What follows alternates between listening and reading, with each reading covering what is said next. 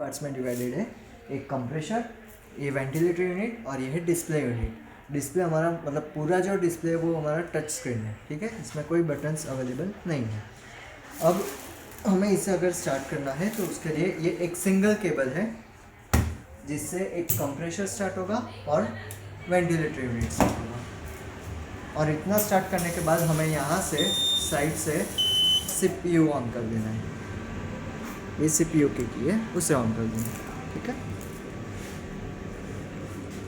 अब हमारा जो कंप्रेसर है वो बाकी जो कंपनीज़ है उसके हिसाब से वो पूरा अलग है, ठीक है। इसमें कैसा होता है कि बाकी के कंपनी के कंप्रेसर्स में कैसा होता है कि वो कांस्टेंट कंटिन्यूसली चालू रहते हैं, ठीक है। हमारा कंप्रेसर क्या है कि जैसे ही उसमें एक रिजर्वर टैंक है, रिजर्वर टैंक जैसे ही फिल हो जाएगा तो वो कट ऑफ हो जाएगा, उसका जो मेन मोटर होता है वो। तो उसकी वजह से क्या होता है कि एक पावर कंजम्पशन कम होता है और जो साउंड होता है ओवरऑल ICU में वो भी कम हो जाता है। जैसे ही आपका स्क्रीन स्टार्ट हो जाएगा तो आपको ये सीरियल पोर्ट पे क्लिक करना है। सीरियल पोर्ट पे क्लिक करके कम्युनिकेशन पोर्ट 3 और कनेक्ट, पोर्ट कनेक्टेड आएगा तो यहाँ पे आपको ग्रीन सिग्नल डिस्प्ले होगा। इसका मतलब है आपका वेंटिलेटर और स्क्रीन दोनों का जो सीरियल कम्युनिकेशन है वो अब स्टार्ट हो चुका है। यह आपको सिर्फ एक ही बार जब मशीन पूरा स्टार्ट करो तभी करना है। फिर ये कंटिन्यूसली अगर 15 दिन महीना अगर कंटिन्यूसली रन रहा तो कोई इश्यू नहीं है, ठीक है। फिर ये स्टार्ट वेंटिलेशन, जैसे ही स्टार्ट वेंटिलेशन करोगे तो उसमें आपको यहाँ से मोड सिलेक्ट करना है, ठीक है।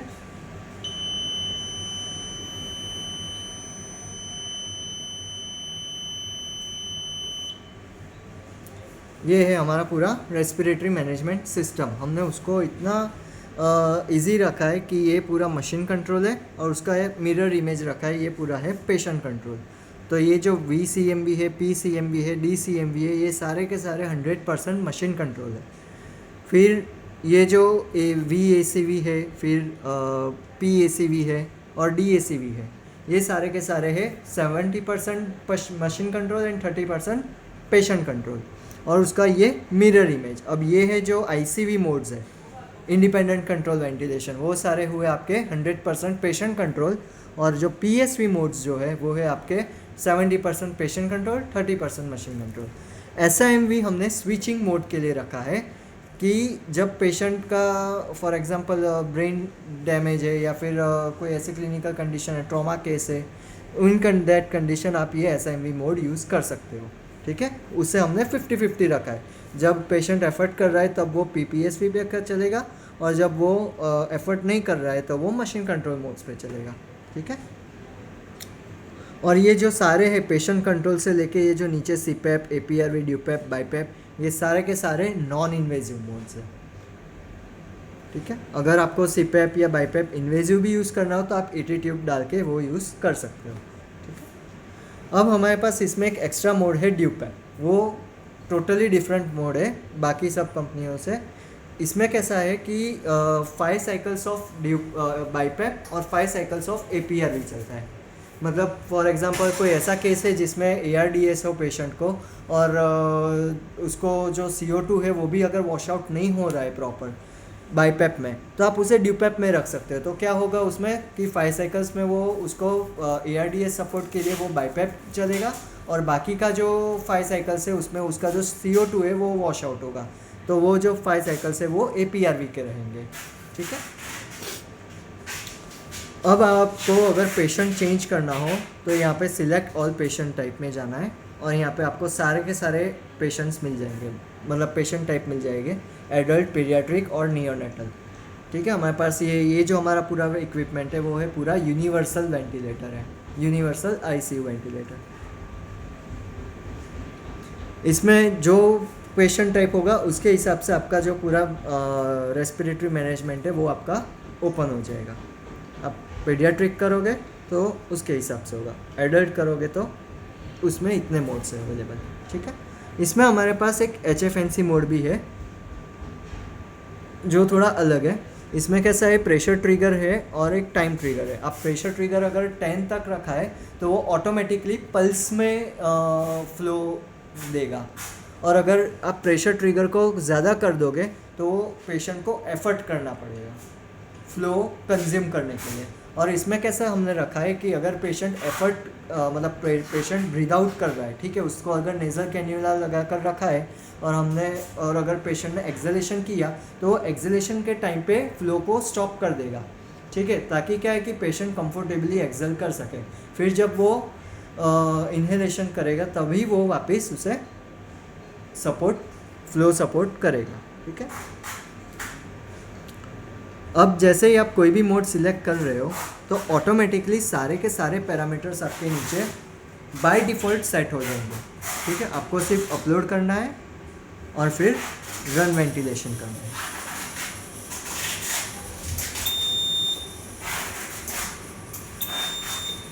ठीक है। अब इसमें हमने ये आई रेशियो और पिप उसे थोड़ा ट्रिकी रखा है। आई रेशियो जो होता है बाकी कंपनी में वो पूरा रेशियो में होता है, फॉर एग्जांपल 1:1, 1:2, 1:3, ठीक है। पर उसमें क्या होता है कि वो 100% जो एक्सलेशन या एक्सपिरेशन या इंस्पिरेशन जो है ना वो 100% चेंज कर देता है। हमने इसे डेसिमल में इसीलिए रखा है कि अगर आपको 20% इंस्पिरेशन बढ़ाना है तो आप इसे 1.2 कर सकते हो। अगर आपको एक्सपिरेशन मतलब CO2 अगर ज़्यादा वॉश आउट करना है और एक्सपिरेशन को ज़्यादा रखना है तो आप इसे 0.8 कर सकते हो, मतलब 20% एक्सपिरेशन बढ़ाना हो तो, ठीक है। 30% करना हो तो 0.7। तो ये क्या है, एक इजी रहता है समझने के लिए। और पिप भी जो है वो बाय डिफ़ॉल्ट जो हमारा जो नॉर्मल ब्रीदिंग सिस्टम होता है उसके हिसाब से हमने बाय डिफ़ॉल्ट 2 ही रखा है। वैसे तो 1 ही होता है पर हमने सीवियर केसेस के लिए हमने ऐसे 2 रखा है। इसमें भी अगर आपको ज़्यादा रखना हो तो वो आप इधर से सेट कर सकते हैं। ये एक बार क्लिक करने के बाद अपलोड, हाँ, एक बार कोई भी पैरामीटर्स आप चेंज करोगे तो उसके बाद आपको अपलोड क्लिक करना है। और अगर आपको कोई मोड चेंज करना हो, ठीक है, तो ये सिलेक्ट मोड, VACV, अपलोड और फिर रन वेंटिलेशन। मतलब आप मोड चेंज करना है तो उसे आपको एक बार अपलोड करके रन वेंटिलेशन करना पड़ेगा। और अगर पैरामीटर्स ही सिर्फ चेंज करने हैं तो वो तो आप इधर से पैरामीटर चेंज करो और उसे सिर्फ अपलोड करना है, उसके बाद उसको रन वेंटिलेशन करने की ज़रूरत नहीं है, ठीक है। अब ये है हमारा रेस्पिरेटरी सेटिंग। आपको inspiratory time, expiratory time, trigger, ये सब अगर ज़्यादा सेट करना हो तो वो आप इधर से कर सकते हो, पर इसकी ज़्यादा ज़रूरत नहीं है क्योंकि हम बाय डिफ़ॉल्ट सारे के सारे पैरामीटर्स हम सेट करके ही देते हैं, ठीक है, पेशेंट की कंडीशन के हिसाब से। अब आपको अगर कोई पेशेंट का वेट डालना हो तो आप इधर से कीबोर्ड सिलेक्ट करके इधर वेट डाल सकते हो।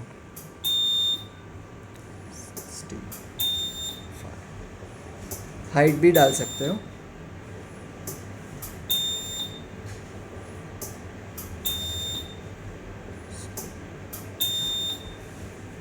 ठीक है।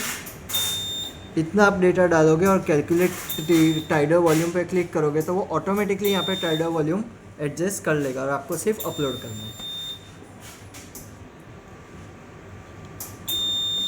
ये है आपका लॉक।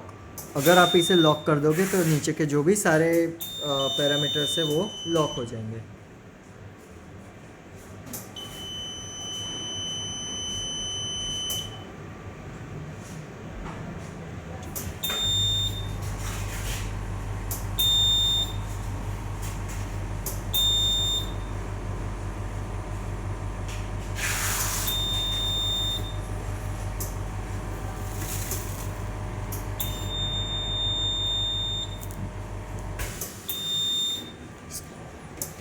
और ये है आपकी वेंटिलेटर की मेन स्क्रीन। आप जो भी पैरामीटर सेट कर रहे हो वो सारा आपको इधर दिखेगा। फॉर एग्जांपल रेस्पिरेशन रेट, कौन सा मोड चल रहा है ऊपर, नीचे टाइडर वॉल्यूम, ये FiO2 और ये जो आप सेट करोगे वो यहाँ पे दिखेगा, ये पिक प्रेशर और ये पिप, हर एक डेटा आपको यहाँ पे दिखेगा जो आप ऊपर सेट कर रहे हो। ये मेन स्क्रीन है वेंटिलेटर का। और ये है आपका टच पैनल जिसको आप अगर आपको ग्राफ देखना हो, कुछ भी देखना हो, वो आप इधर से देख सकते हो। यहाँ से आपको कोई लूप्स देखने हो तो इधर से ऑप्शन है।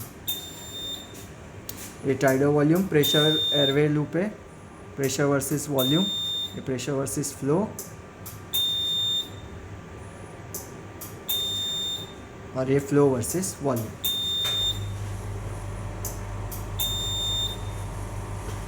और इसमें हमारा यहाँ पे आपको बैटरी का इंडिकेशन दिखेगा पूरा, और मेन पावर ऑन है या नहीं।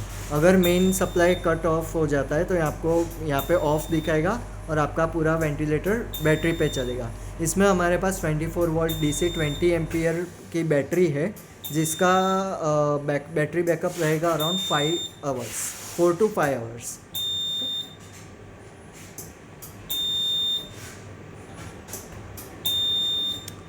एक जुइट खाली ले लो।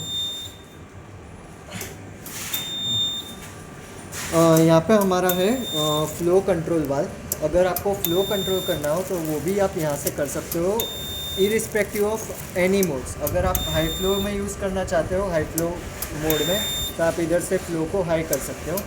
लो फ्लो रखना हो, फॉर एग्जांपल कोई नियोनेटल पेशेंट है, उसमें हम ज़्यादातर फ्लो रेट 10 to 15 ml के बीच में रखते हैं, तो वो हम इधर से एडजस्ट कर सकते हैं।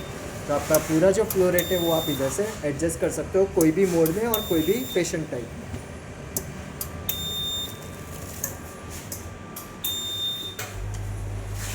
और ये पूरा हमारा डिस्प्ले आप ऐसे ऊपर नीचे से साइड में कहीं पे भी आप एडजस्ट कर सकते हैं।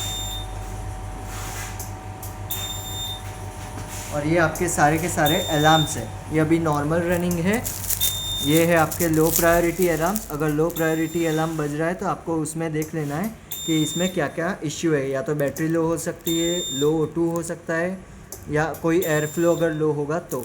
और ये है हाई प्रायोरिटी अलार्म, जो रेड में इंडिकेशन देगा। अगर आपका पावर ऑफ हो गया है, मास्क ओपन है, हाई प्रेशर, तो वो हाई प्रेशर अलर्ट का इंडिकेशन देगा। और प्लस आपको स्क्रीन पे भी अलग से जो मेन हमारा जो टच पैनल है उस पर भी आपको देखने को मिलेगा, कोई भी अलार्म होगा वो। और ये यहाँ पे है हमारा एक रीसेट स्विच।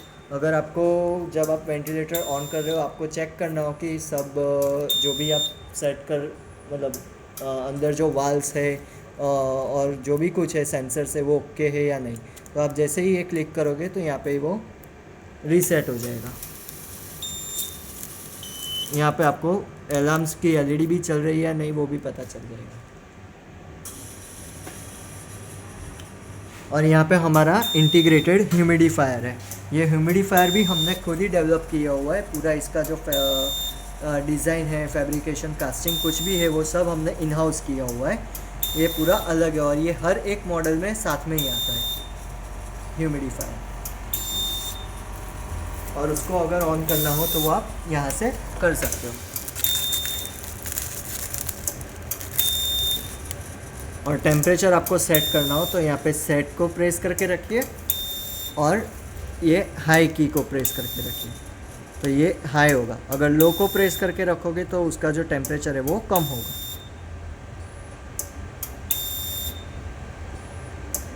जनरली हम जो टेम्परेचर होता है वो 40 के अराउंड होता है।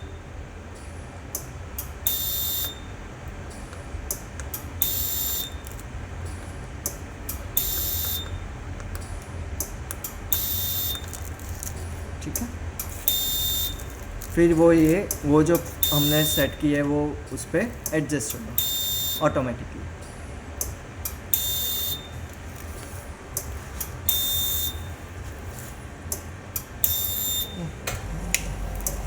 ये हमारा ऑटो वाटर ट्रैपर है, मतलब ऑटो ड्रेन फिल्टर भी आप बोल सकते हो, कि जो कंप्रेसर में जो भी मॉइस्चर होगा, ठीक है, जो भी मॉइस्चर कलेक्ट होता है रिजर्वर टैंक में ना रहे उसके लिए हमने ये ऑटो ड्रेन फिल्टर दिया है, जो ऑटोमेटिकली जो भी मॉइस्चर होगा वो यहाँ नीचे से ड्रेन कर देगा।